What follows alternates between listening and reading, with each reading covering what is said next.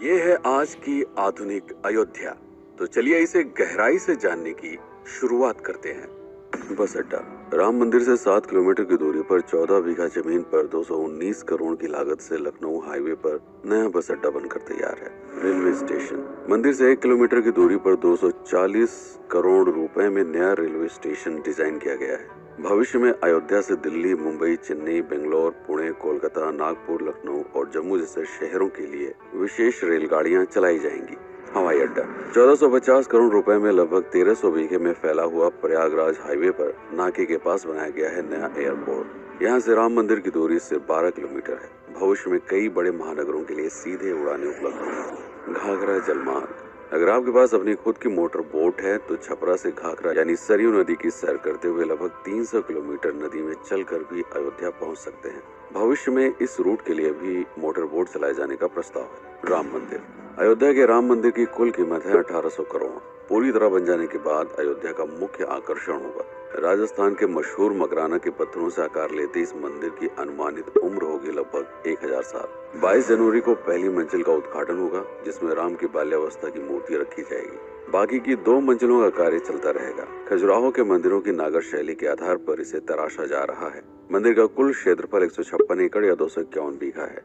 हनुमानगढ़ी। राम मंदिर से लगभग 800 मीटर की दूरी पर स्थित है हनुमानगढ़ी। मंदिर के आवासीय परिसर को मिलाकर यह लगभग 52 बीघे में फैला हुआ है। मंदिर की 76 सीढ़ियां चढ़कर हनुमान जी के दर्शन के बाद ही राम मंदिर में जाने का विधान है। यह मंदिर अयोध्या शहर के ठीक बीच में एक ऊंचे टीले पर बना है। शहर की तरफ आने वाले आक्रमणकारियों के आने की सूचना यहीं से प्राप्त करके अयोध्या के राजा तक भेजी जाती थी। इतिहासकारों के अनुसार जितनी बार भी अयोध्या पर आक्रमण हुआ उतनी बार इस मंदिर को भी विध्वंस झेलना पड़ा। हालांकि सन्यासियों ने हर बार इस मंदिर को फिर से खड़ा किया। आज यह मंदिर रामानंद संप्रदाय और निर्वाणी अखाड़े के अधीन है। राम की बेड़ी। अयोध्या को सरयू नदी की भयंकर बाढ़ से बचाने के लिए इस बांध का निर्माण किया गया था, जिस पर श्रद्धालुओं के स्नान के लिए कई घाट बना दिए गए थे। इतिहासकारों के अनुसार जितनी बार भी बांध टूटता था, सरयू का पानी अयोध्या की गलियों में घुस आया करता था। इसी बाढ़ से बचने के लिए पूरे अयोध्या में जगह जगह पर ऊंचे टीले बनाए गए थे, जैसे राम टीला, हनुमान टीला, लक्ष्मण टीला। आज ये बांध अयोध्या का मुख्य पर्यटन स्थल बन चुका है। हर दीपावली पर यहाँ लाखों दिए जलाकर रामायण की उस घटना को उत्सव के रूप में मनाया जाता है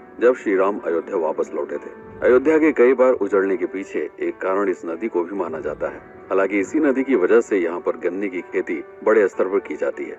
लता मंगेशकर चौराहा। नया घाट और बस स्टैंड के पास ही अयोध्या का मुख्य चौराहा 6.7 करोड़ रुपए में बनकर तैयार हुआ है। पद्मश्री से सम्मानित राम सुथार जी ने 2 माह के कठिन परिश्रम के बाद इस 40 फीट लंबी वीणा को आकार दिया। 14 टन की इस वीणा को लता जी के स्मृति चिन्ह के रूप में यहाँ पर लगाया गया है।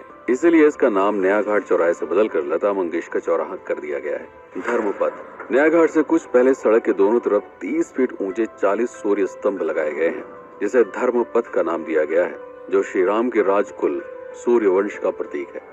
दशरथ समाधि स्थल। नए बस अड्डे के बगल से एक पतली रोड कछार से आगे बढ़ते हुए लगभग 12 किलोमीटर दूर ले आती है दशरथ समाधि स्थल, जो बिलहर घाट पर मौजूद है, जिसके बारे में मान्यता है कि यहाँ पर राजा दशरथ का दाह संस्कार हुआ था। राम मंदिर के साथ ही इस जगह को भी पर्यटन स्थल के रूप में विकसित किए जाने की योजना पर कार्य चल रहा है। भरत कुंड। अयोध्या से 15 किलोमीटर दूर है नंदीग्राम। यहाँ मौजूद तालाब को भरत कुंड कहते हैं। मान्यता है कि इसी जगह से भरत ने पूरे अयोध्या का राज कार्य संचालित किया था। पर्यटकों के लिए इस स्थान को भी विकसित किया जाएगा। गुप्तार घाट। राम की बेड़ी से सरयू नदी के किनारे चलते हुए 10 किलोमीटर दूर स्थित है गुप्तार घाट। ये कैंट एरिया में पड़ता है। इस जगह को श्री राम के जल समाधि के रूप में महत्व दिया जाता है। इसके अलावा अयोध्या नगर में हर गली में कई विशेष मंदिर हैं, जिनकी अपनी मान्यताएं हैं, कथाएं हैं, विशेषताएं हैं। पूरी तरह से विकसित हो जाने के बाद नई अयोध्या को पूरी तरह से जानने के लिए, इसका आनंद लेने के लिए कम से कम 3 दिनों तक यहाँ रुकने की आवश्यकता है। देश विदेश से ज्यादातर पर्यटक भारत आते हैं उत्तर प्रदेश में आगरे का ताजमहल देखने और प्राचीन नगर काशी और सारनाथ घूमने।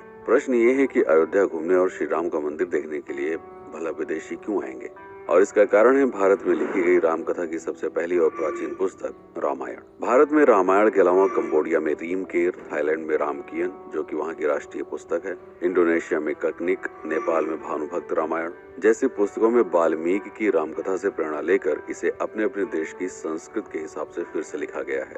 पात्रों के नाम, कुछ नई घटनाओं के अलावा मूल रामकथा सभी में एक जैसी है। इसके अलावा भारत में ही रामकथा को लेकर संस्कृत में 7 संस्करण, हिंदी में 3 संस्करण, गुजराती में 47, उड़िया में 14, तेलुगु में 5, कन्नड़ में 4 और अन्य भाषाओं में लगभग 17 संस्करण मौजूद है। इसके अलावा लिखे गए नाटक, कविताएं आदि को भी अगर मिला दिया जाए तो इस दुनिया में 300 से अधिक तरह से राम कथाएं बार बार लिखी गई हैं। इन सभी राम कथाओं पर कई विशेषज्ञों ने समय समय पर अध्ययन किया और अपने विचार दिए। Father Camille Bulcke, Hermann Jacobi, Wendy Doniger, Edward अल खरर, Alf Hiltebeitel, Paula Richman, Aubrey Menen, Ramesh Menon, Radha Vishwanath, Shantanu Gupta, Meenakshi Jain, Lala Sitaram, Swami Gyanananda Saraswati जैसे कई लोगों ने समय समय पर राम कथा को लेकर गहन शोध किया और इसमें छिपे हुए मूल कथा के साथ ही इसके इतिहास को समझने का प्रयास भी किया। राम कथा थी कौशल प्रदेश के द्वारा किष्किंधा और लंका पर विजय प्राप्त करने की पहली बार एक अखंड भारत के निर्माण की। रामायण महत्वपूर्ण इसलिए हो जाता है क्योंकि ये अखंड भारत युद्ध से अधिक व्यक्ति के आदर्शों, सूझबूझ, मित्रता जैसे गुणों से स्थापित हुआ। रामायण एक ऐसा डॉक्यूमेंट है जो ये समझाता है कि भारत पहली बार एक कैसे हुआ। इसलिए ये गाथा न तो कभी भुलाई जा सकती है और न ही कभी मिटाई जा सकती है। और आज की अयोध्या उसे अखंड भारत का एक प्रतीक है, अपनी संपन्नता के कारण जिसने समय समय पर बाहरी आक्रमणकारियों का भी सामना किया। अयोध्या की इसी संपन्नता ने यहाँ पर मुगलों को भी आकर्षित किया। महात्मा बुद्ध भी यहाँ पर रुके, सिखों के गुरु साहब भी आए और जैन धर्म के तीर्थंकर भी। सिपाही ही नहीं बल्कि उनके अनुयायी यहीं पर बसते चले गए। अयोध्या कितनी बार बसी, कितनी बार उजड़ी, इसके बारे में बहुत अधिक प्रमाण उपलब्ध नहीं है। सूर्यवंश के पतन के साथ ही अयोध्या का भी पतन होता रहा। बीच में कई सौ सालों तक अयोध्या मानो विलुप्त सी हो गई। इसका कारण क्या था, इसका कोई प्रमाण नहीं है। अयोध्या को फिर से खोजकर उसे स्थापित करने में बार बार राजा विक्रमादित्य का नाम आता है, लेकिन विक्रमादित्य एक उपाधि है जिसे कई राजाओं को दिया गया था। तो ये कहना मुश्किल है कि किस कालखंड के कौन से राजा ने ये कार्य किया। कुछ विशेषज्ञों का मत है कि यह काम उज्जैन के राजा विक्रमादित्य ने किया होगा। नंद वंश, मौर्य वंश, शुंग वंश, गुप्त वंश आदि के साम्राज्य में भी अयोध्या का वर्णन प्राप्त होता है। सबसे बड़ा विध्वंस हुआ 1527 के आसपास बाबर के कार्यकाल में, जब राम मंदिर को ध्वस्त कर बाबरी मस्जिद स्थापित की गई। सन 1722 में बंगाल के नवाब अली वर्दी खान ने व्यापार के नजरिए से राम मंदिर से कुछ किलोमीटर की दूरी पर एक नया शहर बसाने की शुरुआत की। 1730 में अवध के पहले नवाब सादत अली खान ने इसका नामकरण किया फैजाबाद। इन्हीं के उत्तराधिकारी सुजाउद्दौला ने इसे अवध की राजधानी बनाई। 1775 में अवध के चौथे नवाब आसिफुद्दौला ने फैजाबाद की जगह लखनऊ को अवध की राजधानी घोषित की। रावण अहंकार का प्रतीक और श्री राम विनम्रता के सूचक। सत्ता में आने के बाद हर व्यक्ति को यह बात हमेशा ध्यान में रखनी चाहिए, सिर्फ रंग रोगन और पत्थर लगवाने से राम राज्य नहीं आएगा, बल्कि जिस दिन स्कूल, अस्पताल और सरकारी संस्थानों से भ्रष्टाचार खत्म होगा, लोगों का मुफ्त इलाज और अपनी भाषा में उच्च शिक्षा उपलब्ध होगी, उस दिन भारत उस पायदान पर खड़ा होगा जहां कभी हम हुआ करते थे। रामायण अहंकार पर विनम्रता की विजय है। अयोध्या को अगर पर्यटन स्थल का केंद्र बनाना है तो इस आधार पर बसाना होगा, राम राज्य लाना होगा, राजनीति नहीं। यदि इस वीडियो में कोई त्रुटि हुई हो तो उसके लिए क्षमा करें। वीडियो पर समय बिताने के लिए आपका बहुत बहुत धन्यवाद। जय श्री राम, जय अवध, जय भारत।